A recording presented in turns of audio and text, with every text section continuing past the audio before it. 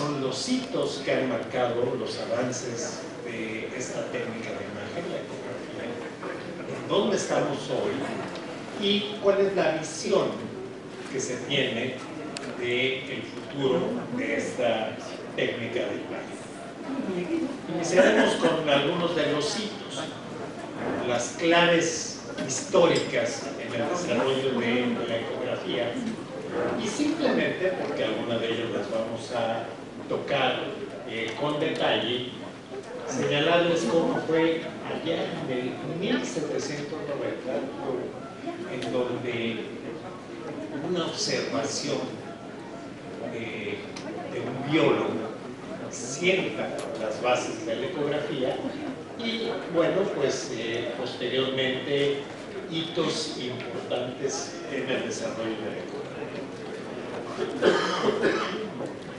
Vamos a iniciar con esa observación que les hacía mención hace un momento, y esto es en el siglo XVIII, cuando este biólogo italiano Lázaro Spallanzani hace un descubrimiento pues importante que viene de una observación. Entonces él observaba los fenómenos que sucedían en la naturaleza y él observó cómo claramente los murciélagos volaban en sus cuevas y tenían una precisión importante para atrapar su presa sin chocar contra las paredes de la cueva, etc. Lo hacían de una manera limpia, eficiente y eficaz. Dado su espíritu de investigador, pues él se preguntaba, pues, ¿cómo hacen esto? Si está oscuro, no se ve. Entonces, lo primero que realiza Lázaro Spallanzani es, pues les tapa los ojos a los murciélagos, en el ánimo de ver qué sucedió. Y lo que sucedió fue muy claro. Los murciélagos seguían su vuelo, atrapaban su presa y no tenían ninguna dificultad. Entonces, desde luego esto lo sorprendió y el siguiente paso era ¿qué? Si no ven, entonces ellos no se guían a través del sentido de la vista. Lo siguiente que hizo fue tapar su boca. Al tapar su boca, pues evidentemente no podían emitir el sonido característico de los murciélagos. Y ahí sí que ellos tenían un vuelo errático, chocaban contra las paredes, no atinaban a su presa. Y esta fue la observación que sentó las bases de la ecografía. Eco, de rebote, de cómo esas ondas que emitía el murciélago rebotaban y las captaba el animal en vuelo, y pues con esto se iba guiando, tenía una ecoguía. Muy bien, pues otro de los hitos históricos de la ecografía es el descubrimiento de Pierre Curie del efecto piezoeléctrico. Pierre y Jacques Curie descubrieron este fenómeno en las sales de La Rochelle. Entonces, el experimento consistía en aplicar una presión a estos cristales y se generaba una corriente eléctrica. Años más tarde, se vio que el fenómeno contrario también operaba. Al aplicar una corriente eléctrica a estas sales, se producía una vibración. Este es otro de los hitos que marcaron el desarrollo de la ecografía. Seguimos, hay muchos. Pudiéramos estar aquí un par de horas tranquilamente. Finalmente vamos a tocar este otro experimento por demás interesante e ingenioso. Entonces, en un lado se colocaron dos embarcaciones a 10 millas de distancia una de otra, y en una de las embarcaciones se colocó una campana, hoy llamada campana subacuática. Se hacía vibrar, se tañía la campana y la embarcación que que estaba a 10 millas de distancia, tenía un receptor para lograr encontrar y detectar esa vibración. La idea era medir el tiempo en que se tenía de la emisión y la recepción de esta vibración. Para hacerlo de una manera más clara, pues adicionalmente al momento de tañer la campana, se disparaba una bengala para que pudiera darse el aviso y poder tener controlado el tiempo. De esta manera se supo que el sonido viaja a esta velocidad, 1435 metros por segundo. Posteriormente, ya hubo estos equipos de ultrasonido, ahí podemos ver, no el más antiguo, uno de los más antiguos equipos de ultrasonido, en donde el sujeto estaba parcialmente sumergido. En los previos estaba totalmente sumergido, simplemente dejando la respiración libre, ¿verdad? Pero ya en estos modelos más avanzados, pues simplemente estaba el individuo sentado ahí en esa tina, y las imágenes que se producían eran de este tipo. Esta es una ecografía del hígado. Bien. Entonces, ya en los años 70, la ecografía pues era un método bastante conocido en medicina para el diagnóstico. Sin embargo, sus aplicaciones eran básicamente en otros aparatos y sistemas diferentes al aparato locomotor. ¿Por qué este retraso de la ecografía en llegar al aparato locomotor? Bueno, pues básicamente la razón es que los transductores, la tecnología que existía en aquella época, pues eran transductores de baja frecuencia. Entonces, con ellos se conseguía una profundidad corporal importante, suficiente para explorar las vísceras abdominales, por ejemplo, pero no las estructuras superficiales del aparato musculoesquelético y articular. Esa es la razón por la que la ecografía no llegaba al aparato locomotor.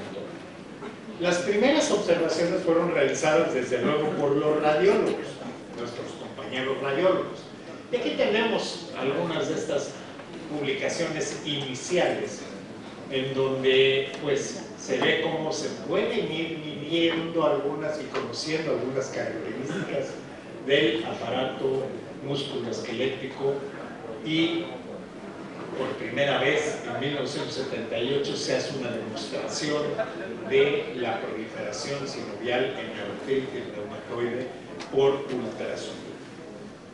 Acá tenemos cómo siguió avanzando la ecografía. Tenemos algunos de los transductores que en aquel entonces operaban, pueden ustedes ver. Un poco yo lo equiparo con los aparatos celulares, los teléfonos celulares, como los primeros que tuvimos pues eran grandes, pesados, ¿verdad?, similares a ese transductor. Y hoy en día tenemos equipos de celulares de un alcance, de una potencia impresionante, con tantas y tantas aplicaciones, y son muy pequeñitos. Bueno, entonces, ya ahí en los 80 se empezaron a detectar las alteraciones morfoestructurales características del artritis reumatoide. Desde luego, al avanzar la tecnología, estos grandes avances han traído desde luego una mejor resolución espacial. Y hoy en día podemos decir que la ecografía tiene una resolución espacial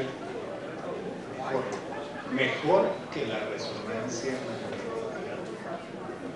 Algunas estructuras son absolutamente mejor delineadas por ecografía que resonancia magnética. Y esto ha permitido el desarrollo tan importante que ha habido en la ecografía en el aparato locomotor. ¿Qué tenemos hoy? Ese es nuestro pasado, nuestros hitos. Cómo fuimos o fueron construyendo los antepasados, pues lo que hoy en día tenemos aquí al alcance de todos, aparatos portátiles muy pequeñitos, transportables, rodables, con una altísima definición. ¿Qué tenemos hoy?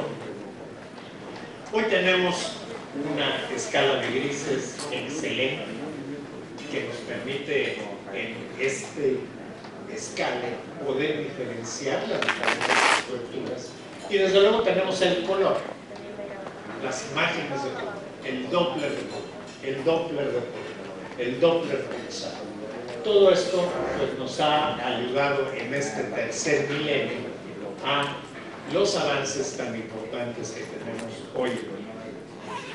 No puedo dejar de comentar lo que mi maestro Donald Resnick comentó allá en el año 2000.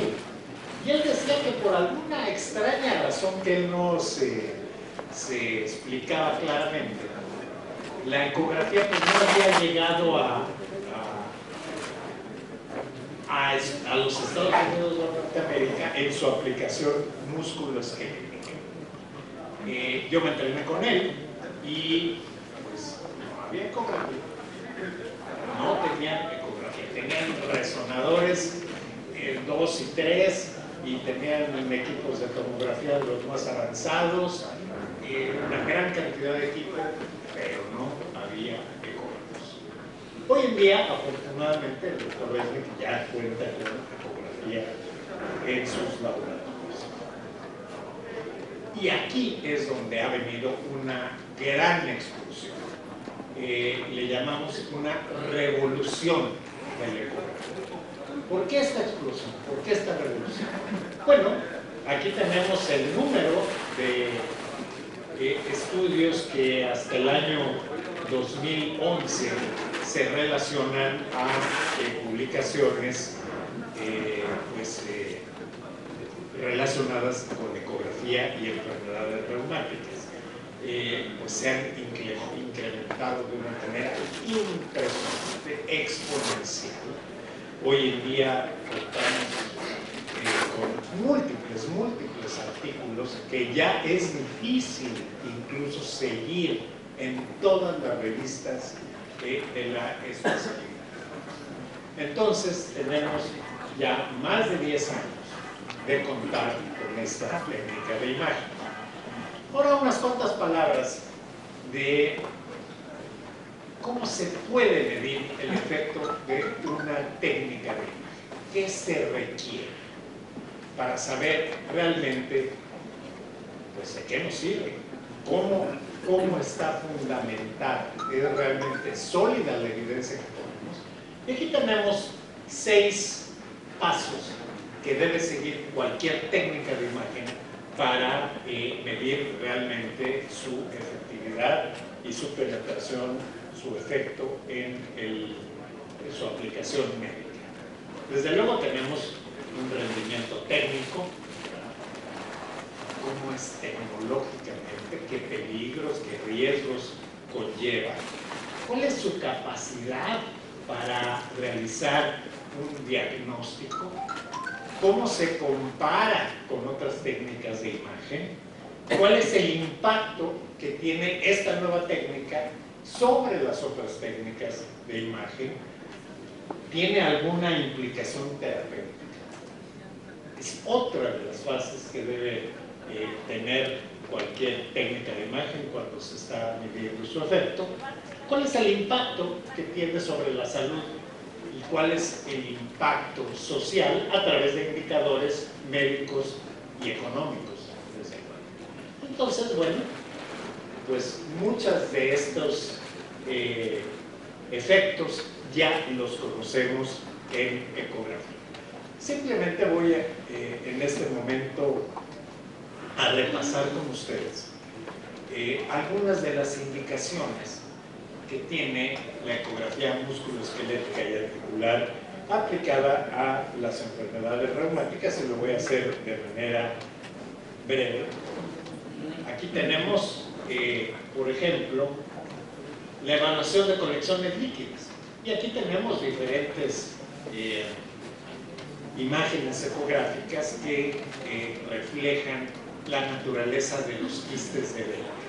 Esta comunicación de la articulación de la rodilla con la bursa gastrocnemio semimembranosa y que puede producir estos síntomas y la imagen ecográfica correspondiente. Grandes cantidades de líquido. Pero ahora vamos con cantidades minúsculas de líquido.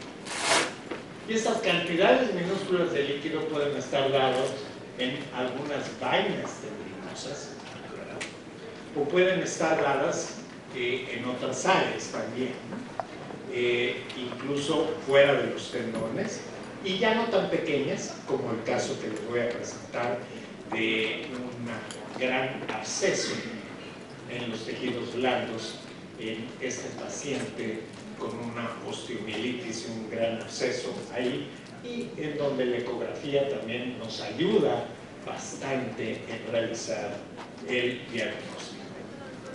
Las colecciones líquidas, insisto, también nos pueden, al ser evaluadas por ecografía, nos pueden ser la ecografía, la guía para poder hacer punciones de tan pequeñas cantidades de líquido como estas. Aquí tenemos algunas vainas tendinosas en donde podemos, sin dañar el tendón, sin lastimarlo, hacer estas punciones, aspiraciones de este líquido. Parte de los avances que se han tenido en la ecografía es el tener definiciones. El tener definiciones de la patología. El que todos hablemos el mismo lenguaje. Y el grupo inicialmente llamado Homera y después Euler-Homera se ha encargado, el grupo de estudio, de dar una serie de definiciones a diferentes patologías. Inicialmente dirigidas a artritis reumatoide. Posteriormente ya ha tenido algunas definiciones sobre espondiloartritis y por publicarse algunas definiciones de enfermedades microcristalinas como la gota. Entonces, no es la intención revisar estas definiciones con ustedes, sino simplemente hacerles notar que ya tenemos estas definiciones para que todos hablemos de lo mismo aquí en Lima, igual que en Jesse, igual que en México, el Distrito Federal, podemos hablar de la misma patología con las mismas definiciones.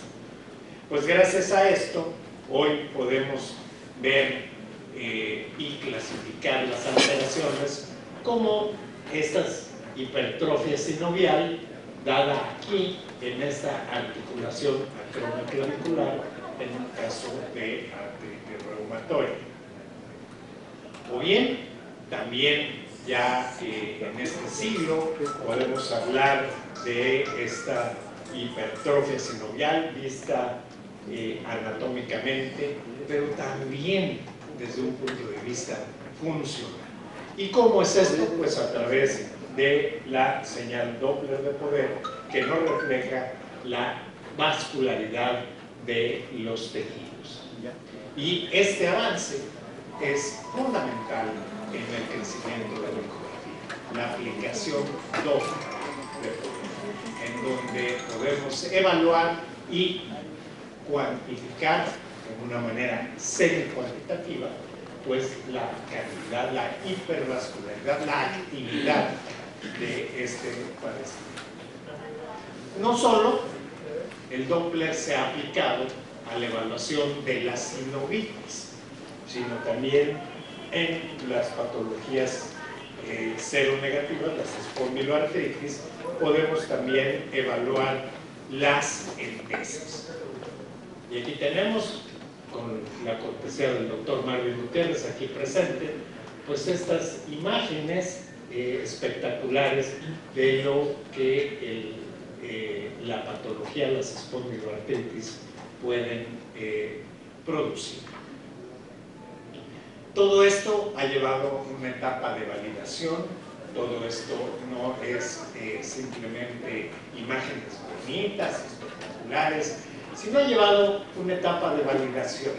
Toda la validación de contenido, de constructo, etcétera, que imponen los filtros de Ómera.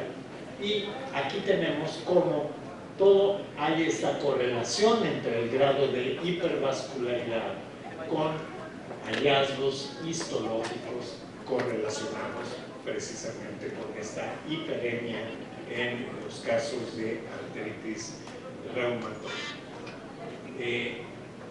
Tenemos hoy en día la facilidad de poder evaluar y cuantificar el daño en escala de grises como con este señal Doppler de poder. Y yo mencionaba hace un momento acerca de la cuantificación del daño, y aquí tenemos el daño evaluado con una escala semi-cuantitativa, en donde la señal es Doppler de poder de acuerdo a su cantidad, a su confluencia y al porcentaje que ocupen de una articulación, pues van a tener diferentes scores. La combinación de hipertrofia sinovial y derrame, bueno, puede ser también evaluada de esta manera tan adecuada, tan impresionante con la ecografía. El daño morfoestructural que caracteriza la artritis reumatoide y algunos otros tipos de artropatías inflamatorias está marcado por la presencia de erosiones. También las erosiones han sido definidas por Ómera, y podemos ver estas interrupciones de la continuidad de la cortical que debemos evaluar en planos ortogonales, después en plano longitudinal y en plano transversal. Pero no nada más hoy en día la ecografía tiene la capacidad de evaluar que sí existen erosiones, no nada más las puede medir, desde luego las puede seguir a través del tiempo, ver la respuesta al tratamiento o a las medidas que estemos empleando para evaluar pues cómo vamos con nuestros pacientes. También hoy en día podemos saber qué tan activa está una erosión o qué tan inactiva, está caliente o está fría ese proceso erosivo. Y desde luego pues esto tiene implicaciones pronósticas también importantes en el caso de las erosiones calientes. Veíamos cómo podemos medir el tamaño de las erosiones, cómo podemos graduarlas de acuerdo a su tamaño y cómo podemos seguirlas. Otra estructura fundamental en el aparato musculoesquelético y articular es el cartílago articular. Y esto me trae a la memoria un comentario que alguna vez hizo el doctor Walter Grassi, que es sin duda el padre de la ecografía musculoesquelética y articular, la ecografía aplicada a la reumatología, en donde él relata cómo le preguntaron a un niño que a qué se dedicaba. Doctor, ¿a qué te dedicas? El doctor Grassi comenta, muy orgulloso, soy defensor del cartílago. ¿Y por qué es defensor del cartílago? Porque efectivamente esta delgada capa de tejido especializado, que una vez que se daña no tiene capacidad de regenerarse, por lo menos adecuadamente, entonces pues por eso el doctor Grassi es defensor del cartílago, para evitar que todo esto suceda. Y aquí tenemos algunos ejemplos de la evaluación que podemos hoy en día tener con ecografía del cartílago. A mí me ha tocado a través del tiempo, en mi travesía a través de la ecografía, ver cómo en la definición de esta banda justapuesta a la cortical ósea característica del cartílago, pues se definía como hipoecoica en un momento, pero hoy en día con la definición que tienen los aparatos, con la resolución espacial que tienen los aparatos de ecografía, esta banda es absolutamente anecoica, sin ecos. Desde luego, las enfermedades características cuyo órgano blanco es el cartílago articular, como la osteoartritis, pues son bastante bien evaluadas y beneficiadas por esta ecografía. Podemos ver cómo se va dañando, cómo se va deteriorando esta pequeña capa, podemos ir midiendo cómo va el grosor, cómo se va adelgazando el cartílago articular, cómo se va perdiendo y va perdiendo sus características ecográficas. Por otro lado, tenemos también las artropatías microcristalinas, pasando ya a otro tipo de patología, en donde pues, la ecografía ha sido fundamental en el entendimiento, en la definición, en el diagnóstico de estas patologías, como en el caso de la gota, como en el caso de la enfermedad por depósito de cristales de epidefusio.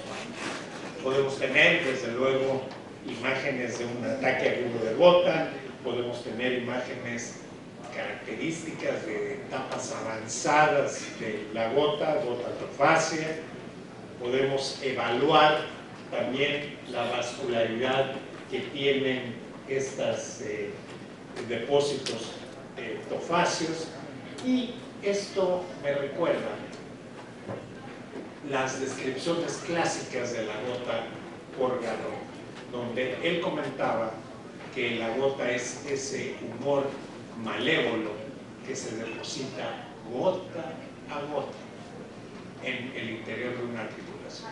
Y aquí tenemos la representación ecográfica de esa descripción, gota a gota, cómo se va depositando este material.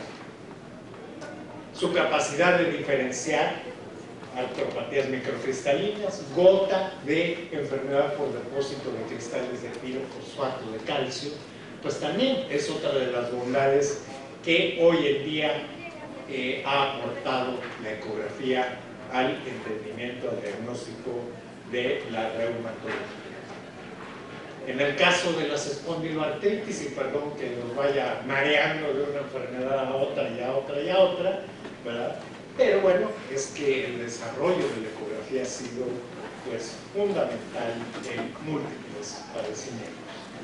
En el caso de las espondiloartritis, inicialmente se contó con una definición de entesopatía que no era específica de las espondiloartritis, sino simplemente de la alteración a nivel de estas entesis. Hoy en día y recientemente se ha publicado ya la definición de entesitis, también por el grupo Omega. Esta patología que se ha pues, aplicado a diferentes patologías, aquí la tenemos representada, y también en algunas otras enfermedades, como en este caso la artritis psoriásica, y el siguiente caso, también cortesía del doctor Marvin Gutiérrez, su aplicación a la artritis psoriásica, la onicopatía psoriásica. También, y él nos hablará ya de múltiples otras aplicaciones de la ecografía fuera del aparato locomotor, pero también la piel ha sido pues, bastante bien evaluada por esta técnica de imagen. Las intervenciones. Hace un momento nos hablaban de la viscosuplementación, cómo podía ser dirigida, ecoguiada la aplicación de este agente terapéutico, pero pues no nada más la inyección de medicamentos, la aspiración, desde luego, la toma de biopsias puede ser dirigida con ecografía. Y de esta manera podemos llegar pues, a las regiones más pequeñas, más profundas, localizadas en el aparato locomotor, para poder aspirar, para poder infiltrar, para poder tratar alguna condición.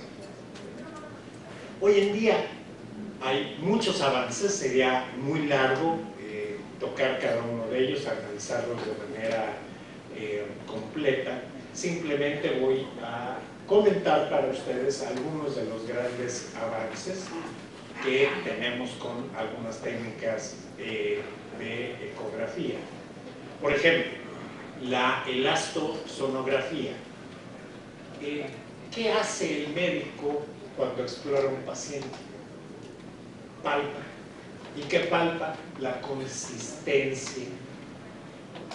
Y esa consistencia también puede ser evaluada por ecografía. Esta es la mano exploradora del ecografista.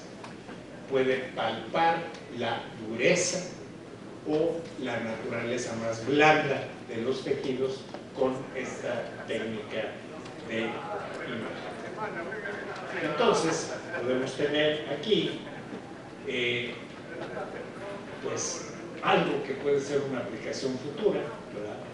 El medir, por ejemplo, la dureza que tiene un acúmulo de cristales de urato monosódico, poder medir un tendón, poder medir un músculo afectado por un padecimiento inflamatorio o degenerativo. Aquí varios caminos en donde ya de hecho se está pues explorando todas estas posibilidades. Desde luego las imágenes espectaculares en 3 dimensiones, ¿verdad?, que pueden ser muy útiles, y en donde podemos tener pues estas sondas volumétricas que nos dan este tipo de imágenes, en donde pues ya nos dan realmente el tamaño, las dimensiones, en este caso de un proceso erosivo, con esta aplicación de ecografía de 3 dimensiones. Aplicado a los padecimientos reumáticos, tenemos también aquí algunas imágenes, cortesía del doctor Filippucci, el doctor Walter Grassi, de cómo podemos evaluar estas erosiones. Estos ojitos que vemos ahí pues son procesos erosivos, ¿verdad?, que pueden ser evaluados también con esta técnica de imagen. O podemos tener estos imágenes también impresionantes de alguna otra patología inflamatoria. Y hoy en día podemos mezclar, podemos tener técnicas híbridas que emplean la ecografía. La combinación de resonancia magnética con ecografía, la combinación de tomografía computada con ecografía a través de esta fusión de imágenes. En esta fusión de imágenes pues se hace un mapeo simultáneo en el mismo plano, en el mismo nivel, de 2 técnicas, una que se adquirió primero y se sobrepone la siguiente. Y bueno, pues esto ya tenemos toda esta tecnología. ¿Y cuál es el valor agregado a la práctica clínica? Bueno, yo creo que en un futuro podemos ir viendo cuál es la aplicación, el verdadero lugar que tienen todas estas técnicas de imagen. Pero bueno, aquí podemos tener alguna de estas aplicaciones en donde vemos aquí una erosión evaluada por tomografía y podemos ver la sobreposición con ecografía ahí en el proceso erosivo. Los medios de contraste, que para algunos convierten una técnica no invasiva en invasiva. ¿Por qué? Porque se tiene que inyectar.